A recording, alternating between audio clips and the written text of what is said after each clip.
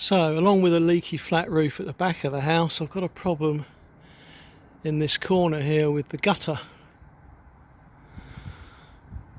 That leaks and it pours down when it's stormy weather, when there's a lot of water in the gutter, and it drips when it's just ordinarily raining. Now, I could just leave it because it drips down quite a long way from the house into the sort of garden area there, and it's not really affecting the house in any way. It's not making the wall wet or damaging the wall, so I could just leave it. But it's not a good idea to leave these things long term, because the problem is that eventually it gets worse and worse, and then you do get a serious problem occurring. It can damage things, and if I'm away for a while and that happens, then it's not going to be very good for the house. But the problem with that area there, as you can see, it's very narrow. I can't get a ladder up there very easily to actually work on that corner. That corner I would try first of all sealing it with the paint I've got for around the back of the house, because that's what it's designed for. Or if I get really good access, I might change that joint completely if it's easy to, get really good access where I can work on that joint without worrying about falling off the ladder. The gap between the two gutters is very narrow. I have to get up there, when I've got up there in the past, on a ladder that's just leant against the wall at the top. I've had to squeeze myself sideways to actually get my head above the gutters. So the whole thing's very difficult to access. So I've got a plan. I've got a plan in that I've got a ladder with a stay, which you can see down here. And you probably know how this works, but basically the stay attaches to the ladder with these hooks, and then it actually leans against a wall, and what it does is it actually makes the ladder stay away from the wall, which means that you can work more easily near the top of the ladder, and you can look down on things without being right sort of next to them.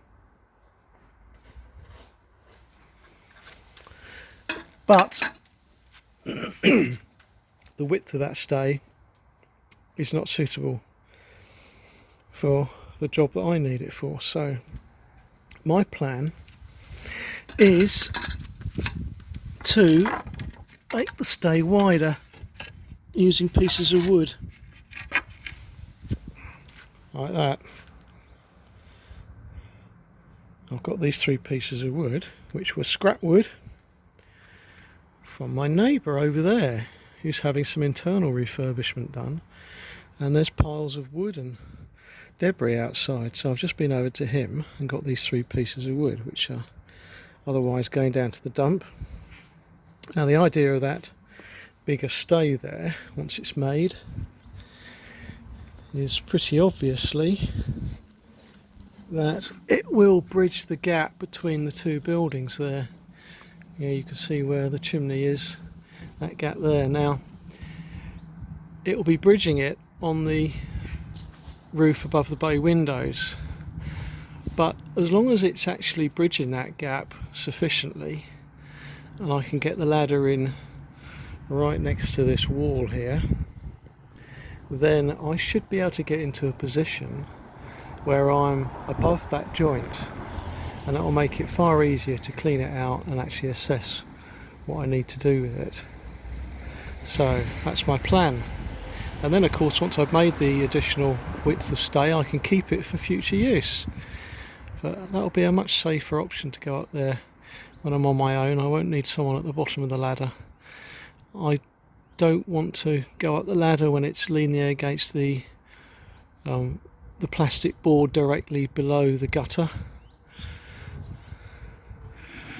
What's it called? The soffit, is it? Anyway, I don't want to go up and put the ladder up against that white board, because I don't know how solid it is. It could just be decorative. The other thing is, if the ladder slips just a fraction, then it could come out completely and crash against my windows, smashing the windows and throwing me down to the ground and probably killing me. So that's why I'm determined that I'll either use a stay on the top of the roof so I can work from above, or I will avoid the job altogether until I can get a professional in to replace that corner.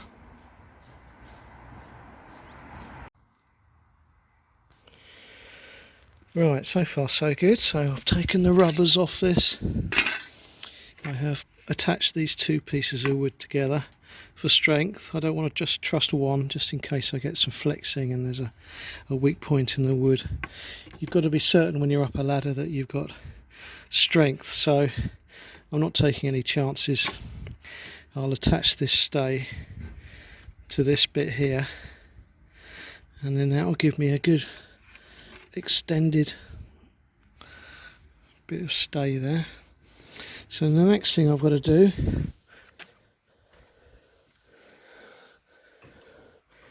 I've got to go and buy some bolts. I've got to buy 4 bolts that are longer than this but the same diameter.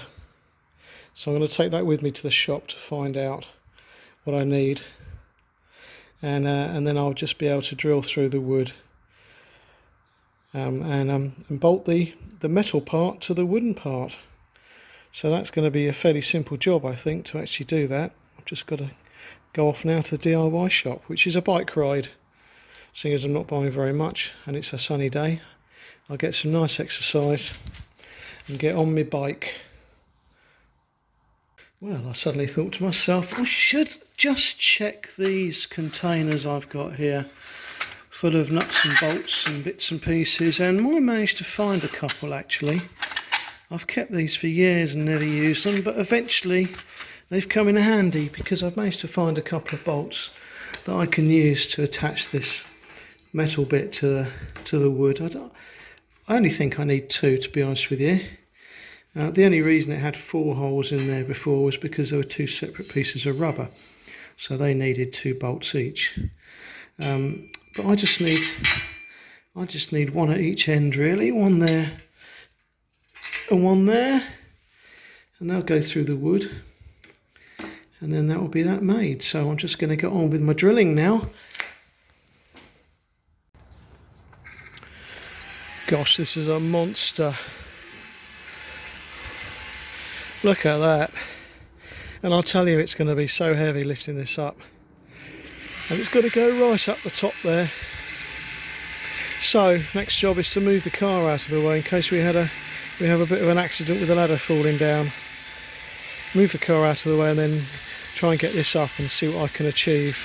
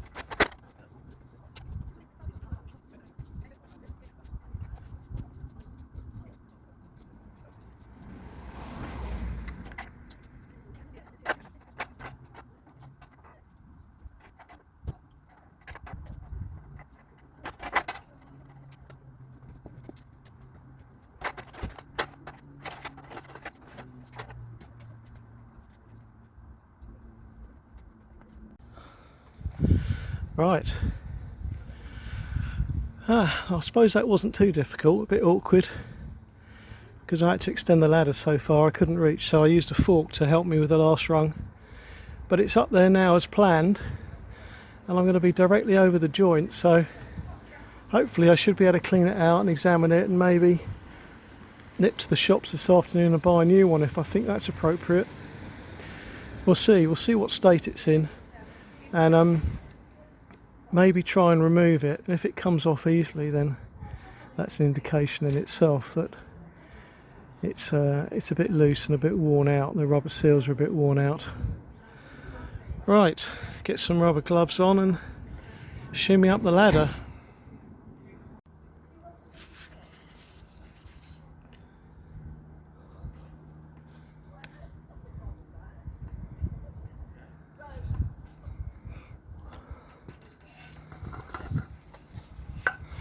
Yeah, well, it's full of crap, isn't it? So it's being blocked, so that's not helping the matter, but it is also leaning downwards a little bit.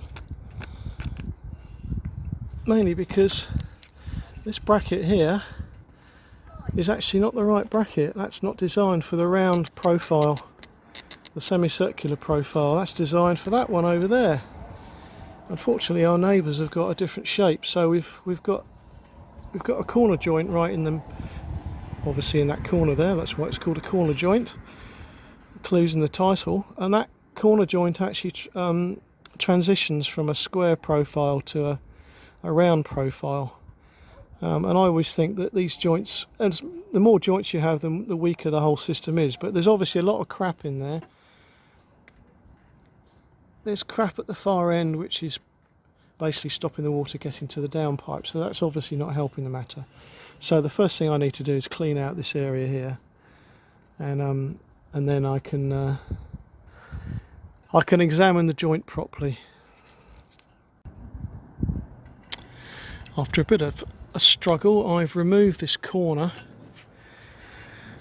because I want to clean it up properly. It's obviously had repairs before. It's all bunged up with sealant, but it needs a really good clean up now, so we can get some decent contact between the rubber and the plastic to give it a good seal. And I think I'll probably add some silicone in there as well. But it does need a good clean up, so I've got to clean up these end pipes in situ. But I'll take the joint down to the ground and give them a clean up. The other thing I want to do is to actually get this firm, because what's happening is this corner joint is not supported by anything.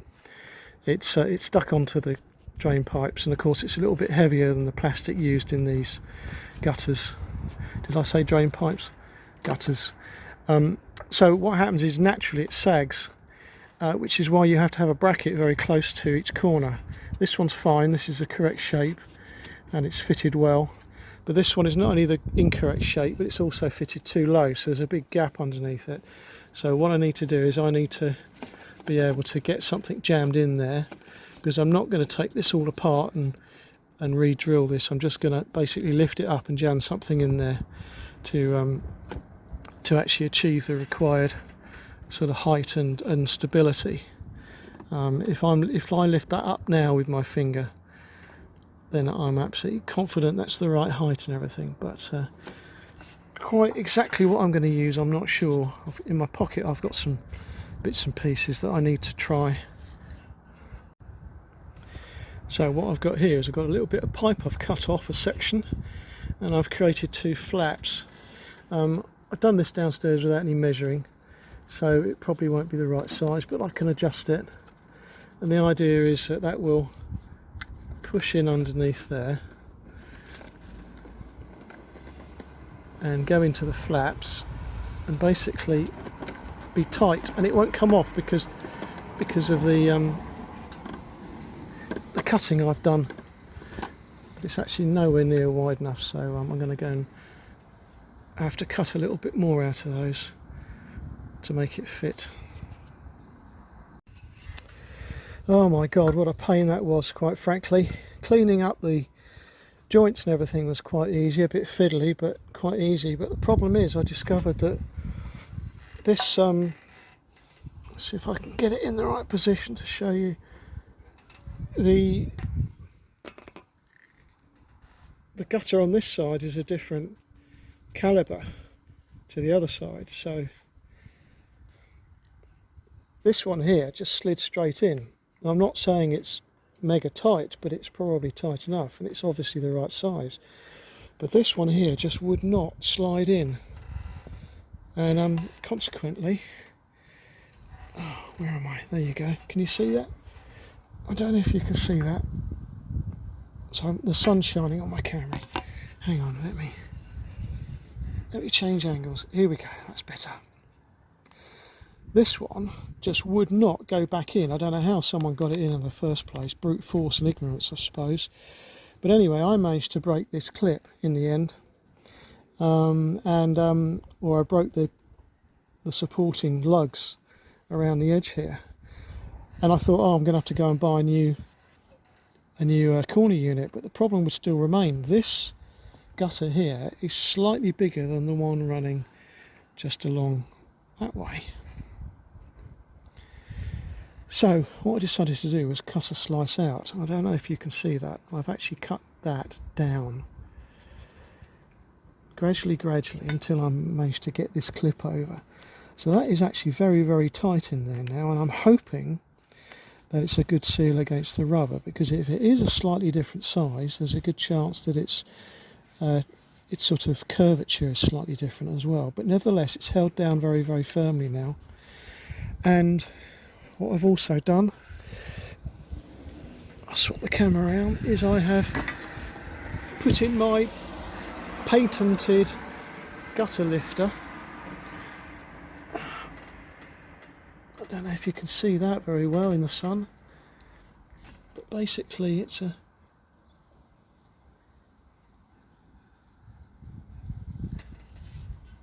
half a pipe with a couple of cuts at each side, and then they're folded back, and I've jammed that in, and basically that's under pressure now. It's under pressure from these folded back bits because they want to return to their normal shape, and it's also being held in place sideways by the width of the cut.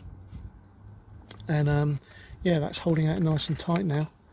You see that corner piece is not moving now, whereas before it was wobbling, and not only was it wobbling, but it was actually facing down. So what was happening was that all the water was collecting in the corner there and not flowing along until it got quite high, and at the same time any debris that was in the pipe was not getting washed along, and it was actually collecting in that corner bit, which was making the whole thing even worse. So anyway, that job is now done.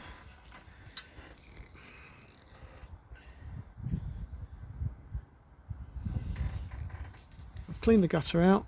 A lot of the debris has actually gone down the pipe. I'm hoping it'll wash down, but I will give it a bit of a knock and a bang when I get down. And yeah, that's it. I've just got to take all my tools down out of the gutters now and not forget anything, because that's where I put everything. But I'm actually, in the end, I'm actually pleased about that, because it's lifted up. It's very, very solid. And the only thing I want to do, I think, is I will just put a little bit of silicone, just to make sure. I will put a little bit of silicone along the joints here, and just push it in with my fingers, especially this one here, because this one is probably the one that's not going to be, well, it might be the best actually, because this was actually quite loose going in, so it might be the better one of the two really. But anyway, yeah, silicone now.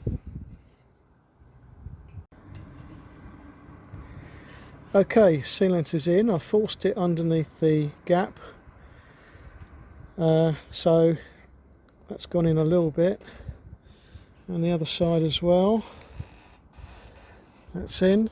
Don't know if you can see that. So all the tools have been removed. Oh, I've got this big thing here. Right, that's it now. Basically, I am finished up here. Thank goodness. All I've got to do now is get everything down.